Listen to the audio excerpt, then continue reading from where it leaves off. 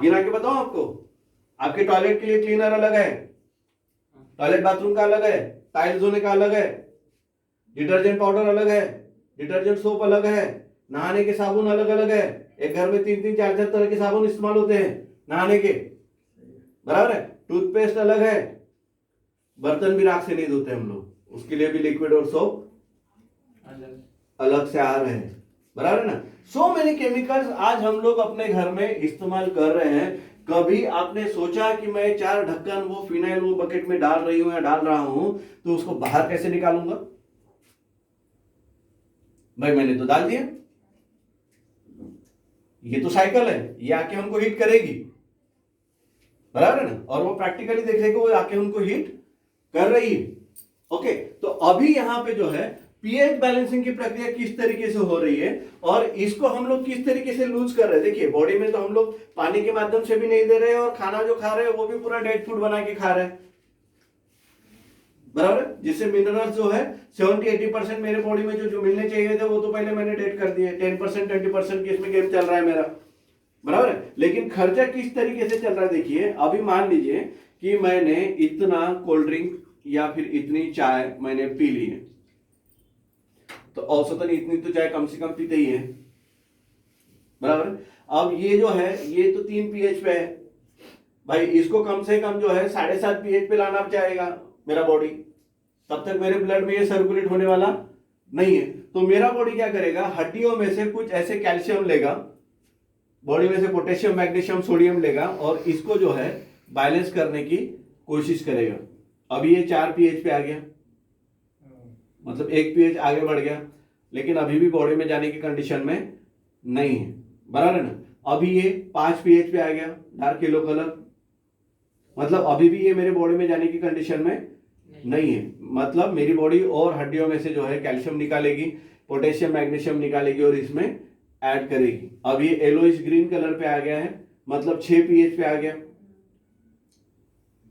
बराबर। जितना कि हम लोग आरओ का पानी वगैरह भी जो देख रहे हैं वो पी रहे हैं वो पीएच लेवल पे आ गया, मतलब अभी भी ये मेरी ब्लड में सर्कुलेट नहीं होगा, मतलब और मेरा बॉडी जो है इसमें और ज्यादा मिनरल ऐड करेगा और इसको ऐड करके जो है तकरीबन 7.5 pH पे लेके जाएगा। मेरा एक सवाल है आपसे, अब ये 7 pH पे आ गया दोस्तों, मैंने 20% लिया था, जो टी लिया था वो 20% लिया था और इसको बैलेंस करने के लिए मुझे जो है 80% अल्कलाइन लगा। अभी भी इसमें मुझे अल्कलाइन डालने की जरूरत है, लेकिन अब मैं डाल नहीं पाऊंगा क्योंकि तो ग्लास ये जो है वो फिलअप हो चुका है, बराबर है।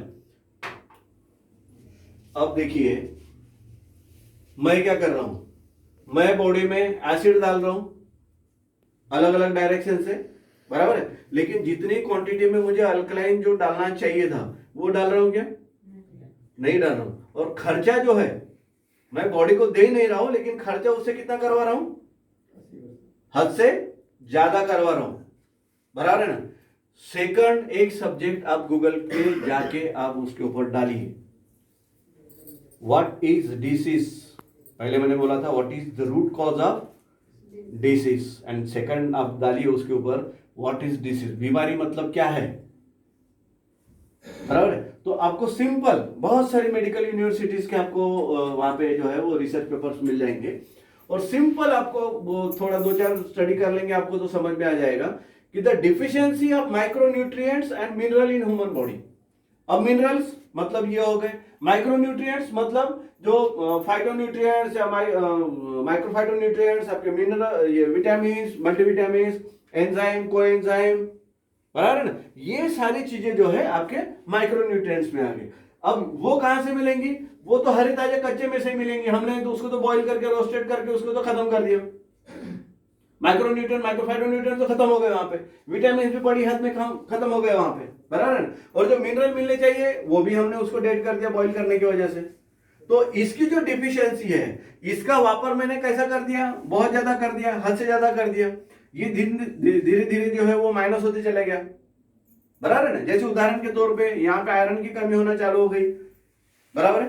तो हम लोग क्या बोलेंगे उसको? एनीमिया का पेशेंट है, it's a code word, anaemia is a code word, उसका आयरन के साथ में कोई संबंध नहीं है, बराबर है ना। तो ये क्या हो गया? आयरन की कमी हो गई तो हीमोग्लोबिन कम हो गया उसका, बराबर है। तो हमने क्या कर दिया, एक बंच बना के दे दिया उसको, जिसमें आयरन है, कुछ मल्टीविटामिन है, कुछ एंटीबायोटिक्स है, कुछ पेन किलर है जस्ट लाइक पैरासीटामोल वगैरह, ऐसा कुछ बंच बना के, कुछ ये होते हैं ना हमारे एमआर भाई जो होते हैं, हमारे गुरु होते हैं, बराबर है ना, उन्होंने हमको कुछ सजेस्ट किया रहता है कि भाई डॉक्टर साहब ये सेल इतना हमारा वो जो है वो आप मेंटेन करके दे दो, हम लोग वो भी आपके माध्यम से मेंटेन करके दे देंगे आपको, बराबर है ना। तो वो क्या कर दिया हमने, वो सब खिला के मैंने उसको बैलेंस कर दिया। उदाहरण के तौर पे कैल्शियम कम हो गया, ऑस्टियोपोरोसिस हो गया या ऑस्टियोआर्थराइटिस हो गया, सो मेनी उसके जो सिम्टम्स है उसके हिसाब से हमने उसको अलग अलग नाम देके रखे हुए हैं। उसको बैलेंस करने के लिए हम लोग क्या कर रहे हैं, कैल्शियम सेंटर पेन रहेगा, विटामिन D3 वगैरह विटामिन डी रहेगा, उसमें कुछ वही मल्टीविटामिन, कुछ एंटीबायोटिक्स वगैरह, ये सब गुलदस्ता बना के सुबह शाम दोपहर आपका हमने प्रोग्राम फिक्स करके दे दिया हुआ है। लेकिन हम लोग क्या कर रहे हैं, वहां पे बैलेंस ही तो कर रहे हैं ना। जो फूड के माध्यम से होना चाहिए था वो हमने कहां से करना चालू कर दिया, मेडिसिन के माध्यम से करना चालू कर दिया। और मेडिसिन के माध्यम से चालू कर दिया मतलब मैंने सेकंड एग्जांपल आपको जो दिया था, जब मेरा बैंक बैलेंस खत्म हो गया तो साहब जान उधार। मेडिसिन का मतलब समझ में आ गए, उधार वाली जिंदगी जी रहे हम लोग। ये उधार कब चुका पा रहे क्या हम लोग, ये उधार हम लोग चुका ही नहीं पा रहे दोस्तों, बराबर है ना। क्यों, तो इसका जो खर्चा है उसका खर्चा हमने बरकरार रखा हुआ है, आमदनी हमारी अठनी है, खर्चा मात्र रुपया हो रहा है। कैसे बैंक बैलेंस करेंगे भाई, कैसे बैंक बैलेंस करेंगे। अब वो तो बैंक बैलेंस कभी होने से रहा नहीं, बराबर है। फिर मेडिसिन कब तक खानी है मुझे, कर्जा कब तक लेते रहना है। हा मी नेहमी मराठीत म्हणतो, जोपर्यंत हरिदर्शन होत नाही ना तोपर्यंत तुम्हाला ते कर्ज घेत राहायचंय, बराबर। हरिदर्शन होने तक जो है वो आपको मेडिसिन कंजम्पशन करना है। ये हो गई आपकी कॉमन लेवल की बात कि किस तरीके से। अभी ये तो हो गया कि हम लोग, ये समझ में आ गया कि हम लोग ये डायरेक्शन से क्यों आ रहे हैं। अभी ये डायरेक्शन से आने के पीछे का जो रीजन है वो यही है कि यहाँ पे ये जो लाइव बैंक है इसको हम लोग धीरे धीरे, यानी आज अपने आपको हेल्दी रखने के लिए हम लोग इसको कट ऑफ करते आ रहे हैं, बराबर। अभी ये जो है यहाँ पे अगर हम लोग थोड़ा इसको चेंज कर देते हैं, चेंज किस तरीके से, देखिए लाइफस्टाइल, हमारा बॉडी जो है वो अल्कलाइन है, हमारा डाइट भी जो है नेचर ने जो बनाया हुआ है वो क्या है, अल्कलाइन ही है, बराबर है। हम लोग अगर अल्कलाइन डायरेक्शन में अगर आगे जाते हैं तो क्या होगा, अगर मान लीजिए मैं यहां पे जो है 9 pH,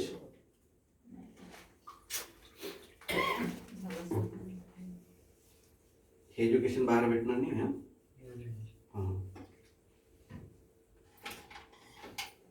अब देखिए ये 9 pH, यानी डायबिटीजचे सब्जेक्ट वर येण्यासाठी पार्श्वभूमी क्लिअर करणं गरजेचं आहे, बरोबर।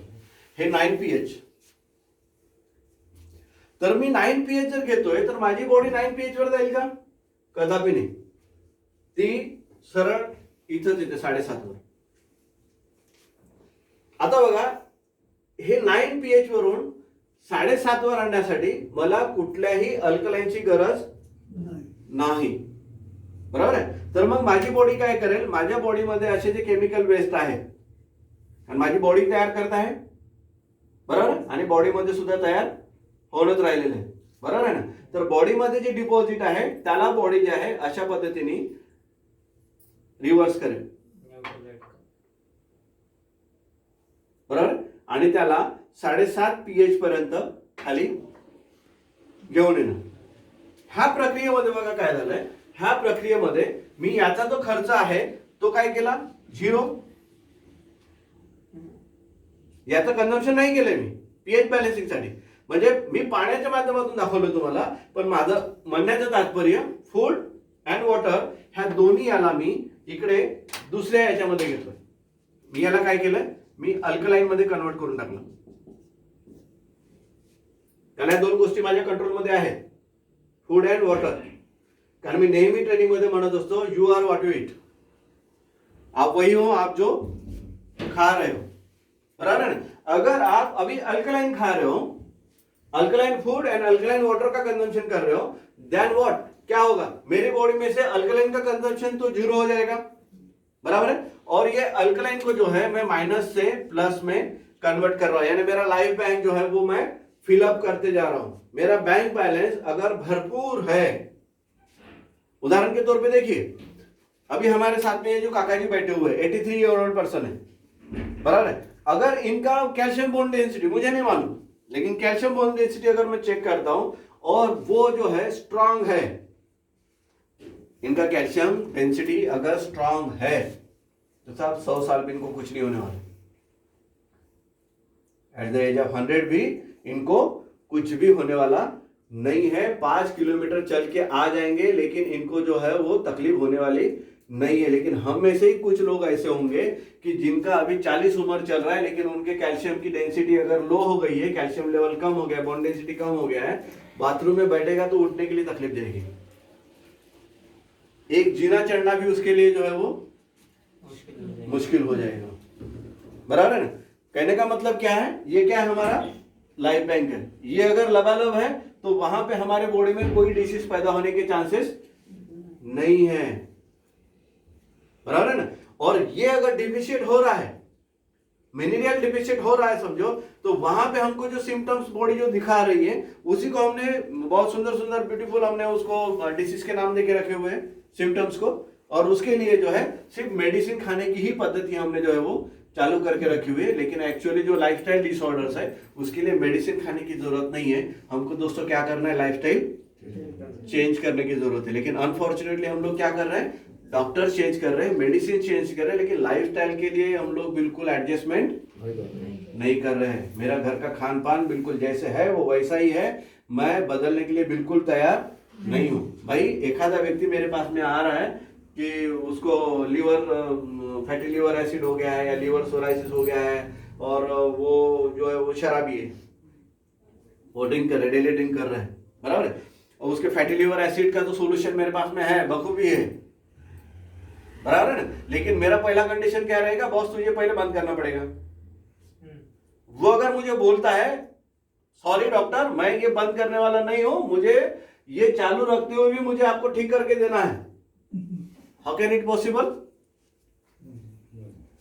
पॉसिबल होगा?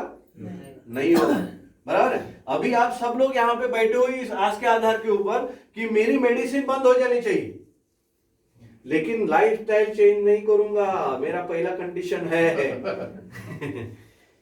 बराबर है ना। मैं लाइफस्टाइल चेंज नहीं करूंगा। जैसे मैं एसिडिक खा रहा हूं और मजे से खाऊंगा, एसिडिक पी रहा हूं और मजे से पीऊंगा, बराबर है। तो क्या लगता है आपको, आपका प्रॉब्लम सॉल्व होगा?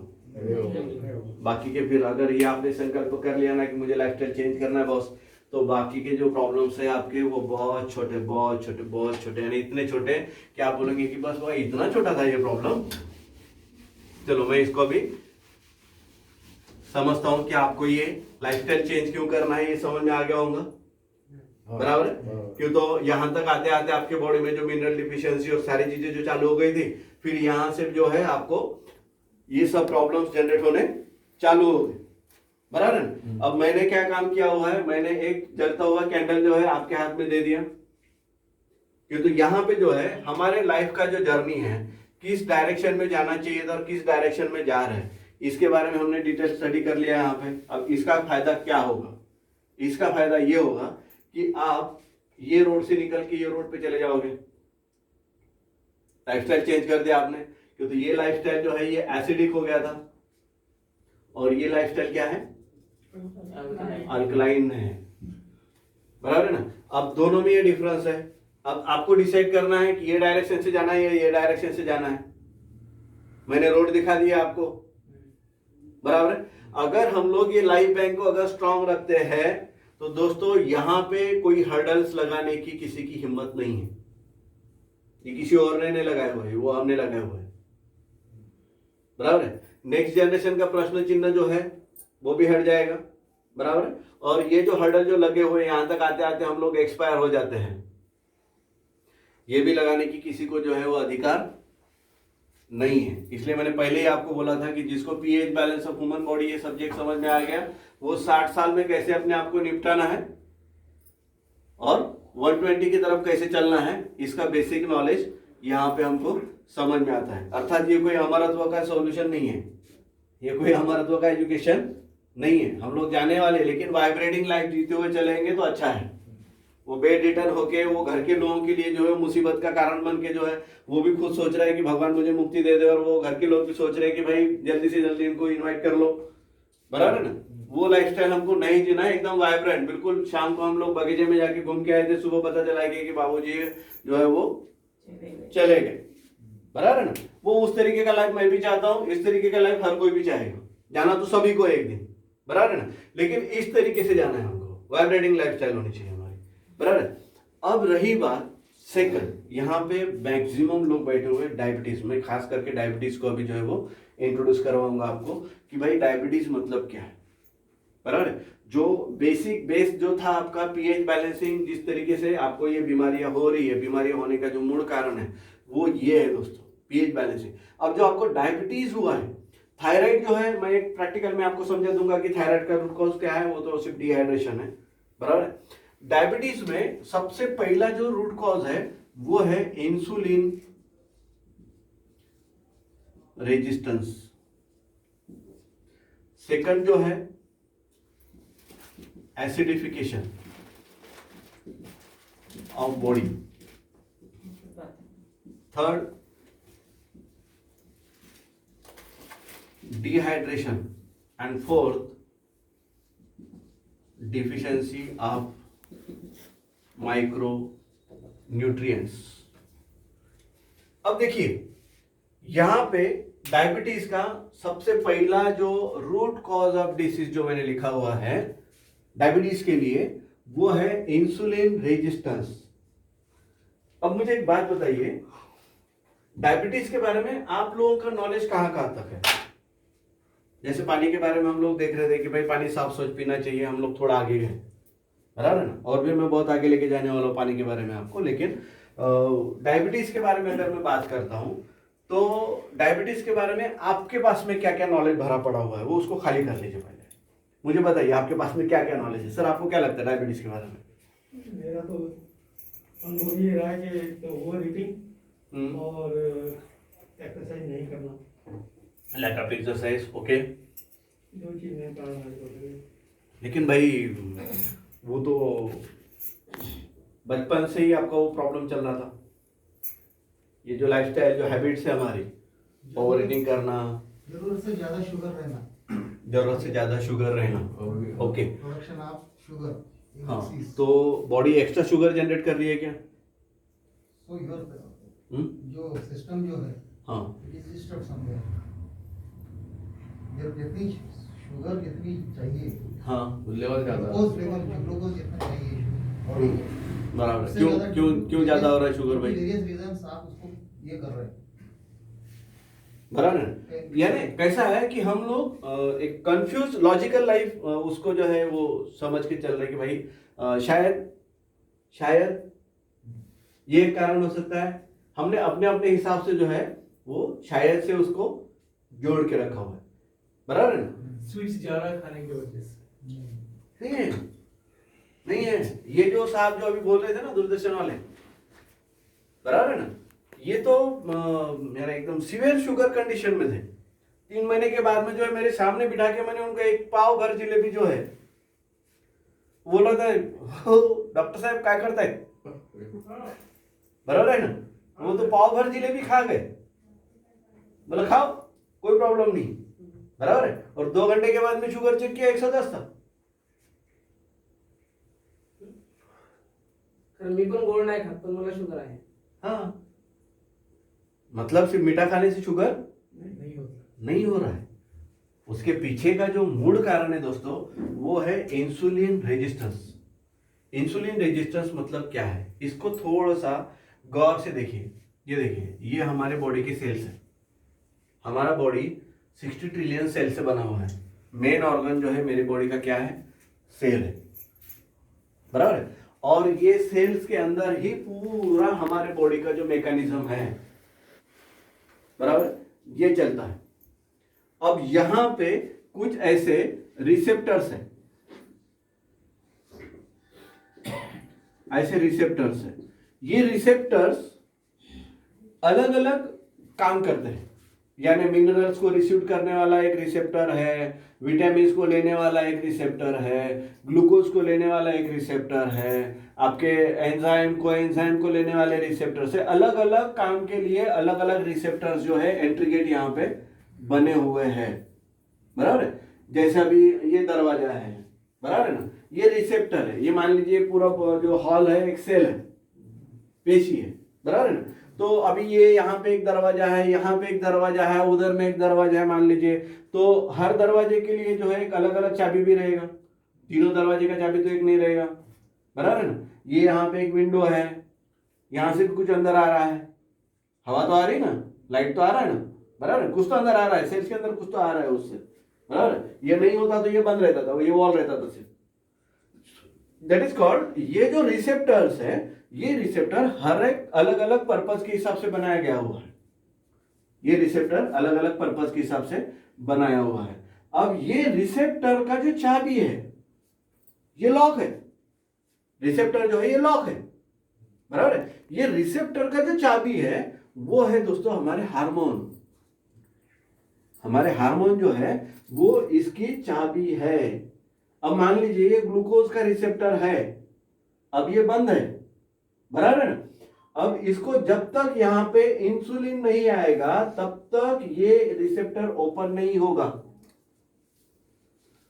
रिसेप्टर ओपन नहीं होगा, बराबर है। अब मैकेनिज्म किस तरीके से हो रहा है देखिए, हम लोग कुछ भी जो कंज्यूम कर रहे हैं उसके माध्यम से हमारी बॉडी में जो है वो कार्बोहाइड्रेट्स को ब्रेक करके हमारी बॉडी ग्लूकोज को जनरेट करती है, जिसको हम लोग शुगर बोल रहे हैं, बराबर है। अब ये जो ग्लूकोज है मेरे बॉडी का मेन ईंधन है, फ्यूल है, कि जिसके आधार के ऊपर मेरे बॉडी के ये जो सेल्स है ये एनर्जीज, कैलोरीज को जनरेट करेंगे, बराबर है। ये ऊर्जा का निर्माण करने वाले जनरेटर्स कौन है, ये सेल्स है,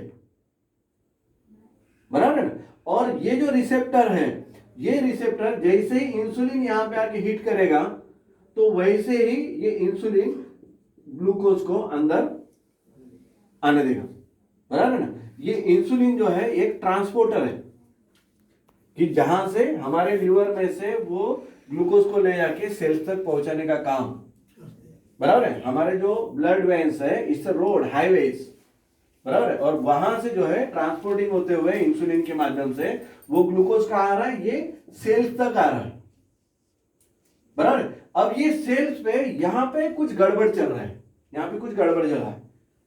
अब ये गड़बड़ चला क्या चल रहा है मालूम है क्या, बराबर है, जिसमें टाइप 1 का डायबिटीज और टाइप 2 का डायबिटीज, दोनों भी डायबिटीज होने के पीछे का कारण एक ही है, बराबर। ये इंसुलिन रेजिस्टेंस होने के पीछे का सबसे बड़ा कारण है एनिमल फैट,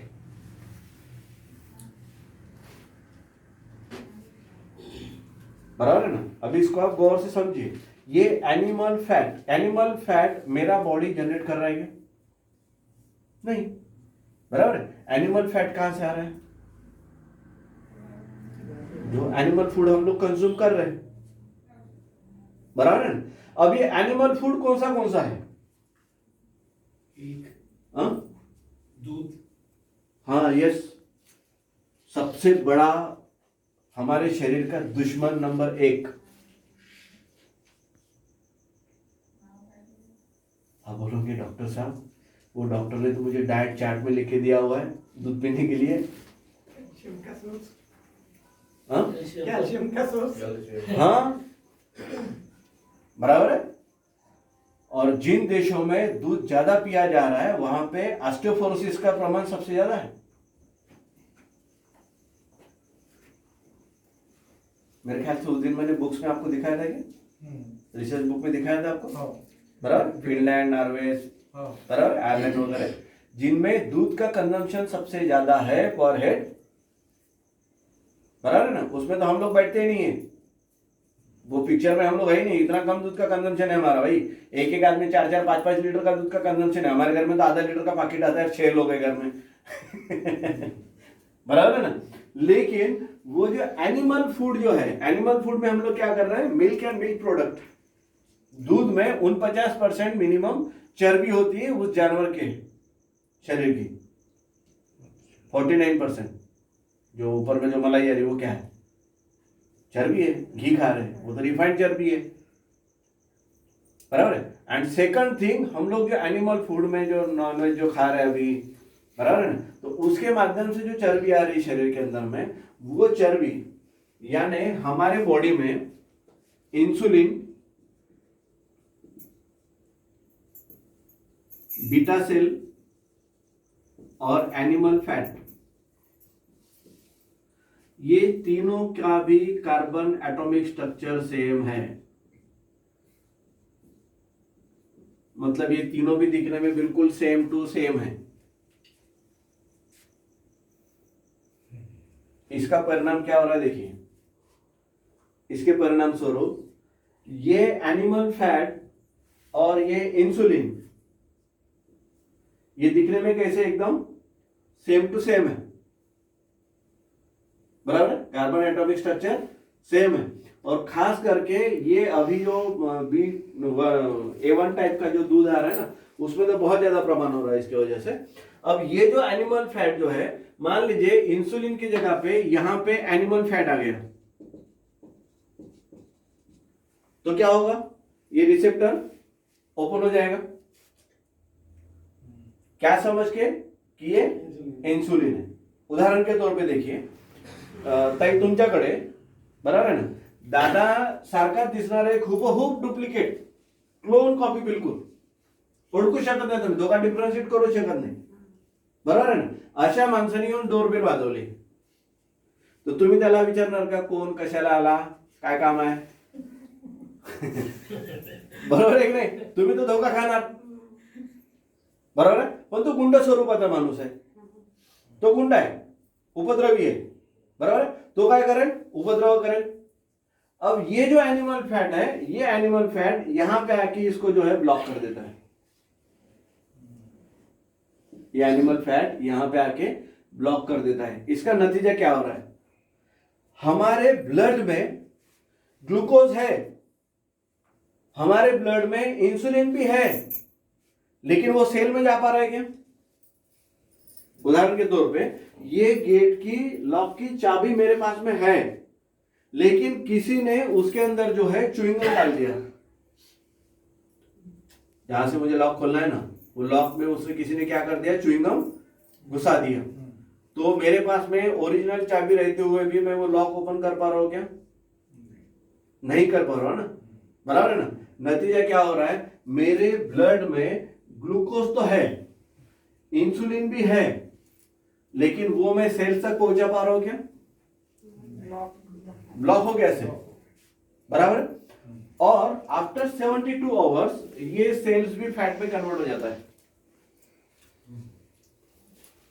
कि तो मर चुका होता है वो,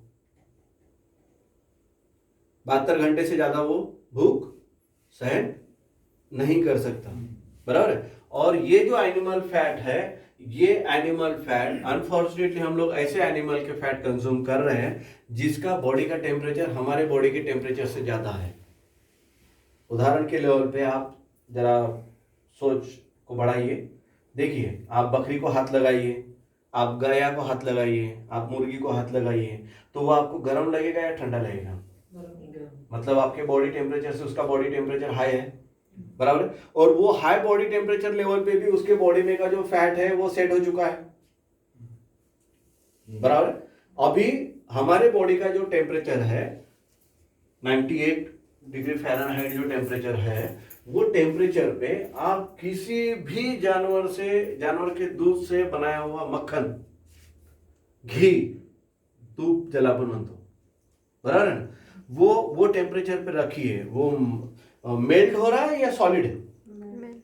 नहीं हो रहा है, नहीं हो रहा है।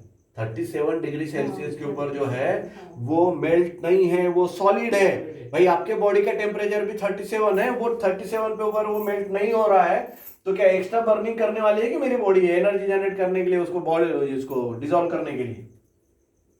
नहीं हो रहा है, बराबर है। तो ये जो फैट सेल है, ये फैट सेल मेरी बॉडी के माध्यम से जो है उसको डिसॉल्व नहीं किया जा रहा, बराबर है। और वो इतना रिफाइंड है कि वो मेरी ब्लड में घुसता ही है, मेरे ब्लड में वो घुसता ही है, बराबर है ना। मैं आज के बाद में आपको कहूंगा कि सिर्फ 7 दिन के लिए आप मुझे साथ दो, 7 दिन के लिए दे सकते हो? आपका सारा एनिमल फूड बंद कर दो, मिल्क एंड मिल्क प्रोडक्ट। आप बोलेंगे साहब मुझे चाय की हैबिट है, चलो ठीक है, काली चाय पे चले जाओ, हर्बल टी पे चले जाओ, ग्रीन टी पे चले जाओ, बराबर। लेकिन दूध वाली चाय जो है, दूध वाली चाय और दूध वाले आइटम्स सारे बंद कर दो, सारे डेयरी वाले आइटम बंद कर दो। देखो आप 30% to 50% आपकी शुगर वैसे ही डाउन हो जाएगी। मैंने कुछ खान पान में और आपको बदल करने की नसीहत नहीं बताई है। मैंने सिर्फ आपको क्या बताया, नंबर 1 पे आपका सबसे बड़ा हमारा दुश्मन कौन है? दूध है। और दोस्तों हमारे शरीर में, हमारे लीवर में दूध को डाइजेस्ट करने वाला एंजाइम ही नहीं है। आप बोलोगे डॉक्टर साहब ये क्या बोल रहे हो, दूध को तो पूर्ण आहार बोला गया है। आप पूरे दिन दूध पे रह के देखिए, दूसरे दिन कहाँ पे जाते हो? छोटे बच्चों को दूध देते हैं। जबरदस्ती पिलाते हैं हम लोग उसको, जबरदस्ती। नहीं बोलने को। अब टाइप 1 का डायबिटीज छोटे बच्चों को जो हो रहा है ना, उनका थोड़ा बैक हिस्ट्री में जाओ, उसको उसके पैदा होने के कुछ महीने बाद में जो है, अभी कुछ हमारी मॉडर्न बहनें जो है, महिला जो है, वो दूध पिलाना जो है थोड़ा सा वो संकोचित होती है, उसको शर्माती है उसको, बराबर है ना। तो वो 2-3 महीने उसको दूध पिला दिया, फिर हमने उसको लैक्टोज और ये बाकी सारा जो आर्टिफिशियल चालू कर दिया उसको, गाय का दूध बाहर से वो पॉकेट वाला दूध हमने चालू कर दिया उसको। दोस्तों देखिए हमारी बॉडी इम्यूनिटी सिस्टम जो है ऑटो मोड पे काम करता है हमेशा, बराबर है। टाइप 1 का डायबिटीज होने के पीछे का कारण जो है, जैसे बच्चों के बारे में आपने बोला है ना, मैंने आपको क्या बोला, हमारे बॉडी के बीटा सेल्स मतलब पैनक्रियास के ऊपर जो सेल्स है जो इंसुलिन को जनरेट कर रहे हैं, उसका एटॉमिक स्ट्रक्चर बॉडी का, हमारे इंसुलिन का और